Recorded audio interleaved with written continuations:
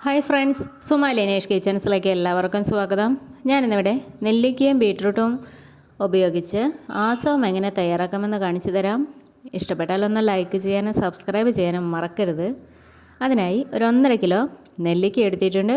ഇതിലേക്ക് 1 കിലോ ശർക്കരയും 200 ഗ്രാം പഞ്ചസാരയും ഗ്രാമ്പു, ഏലക്കായ, കറുവപ്പട്ട, 1/2 കിലോ ബീട്രൂട്ടും എടുത്തിട്ടുണ്ട്.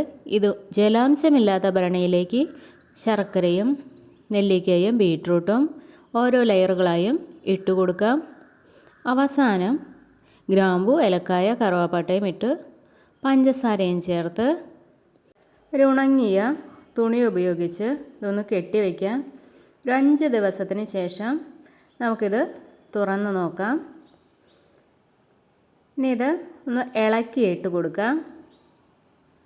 ജലാംശം ഒട്ടുമില്ലാത്ത കയ്യിൽ ഉപയോഗിച്ച് വേണം ഒന്ന് ഇളക്കിയിടുവാൻ. വെളിച്ചം ഒട്ടും കിടക്കാത്ത ഭാഗത്ത് ഈ ഭരണി എടുത്ത് വെച്ച് 41ാമത്തെ ദിവസം നമുക്കിതൊന്ന് തുറന്ന് നോക്കാം. ഇതാ 41ാമത്തെ ദിവസമായി. ഞാൻ ഭരണി തുറന്ന് നോക്കാൻ പോവുകയാണ്. നമ്മുടെ നെല്ലിക്കയും ബീട്രൂട്ടും ഉപയോഗിച്ചുള്ള ആസവും റെഡി ആയിട്ടുണ്ട്. ഇനി ഇതൊരു പാത്രത്തിലേക്ക് ഒരു തുണി ഉപയോഗിച്ച് നമുക്കിതെല്ലാം ഒന്ന് ഊറ്റി മാറ്റിയെടുക്കാം.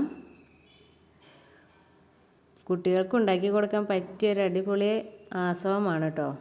ഇഷ്ടപ്പെട്ടാലൊന്ന് ലൈക്ക് ചെയ്യാനും മറക്കരുത്, സബ്സ്ക്രൈബ് ചെയ്യാനും മറക്കരുത്.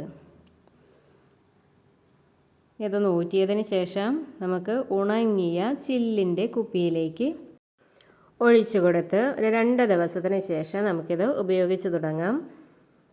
ഇനി ഇതുപോലെയുള്ള അടിപൊളി വീഡിയോ കാണും വരേക്കും ബൈ.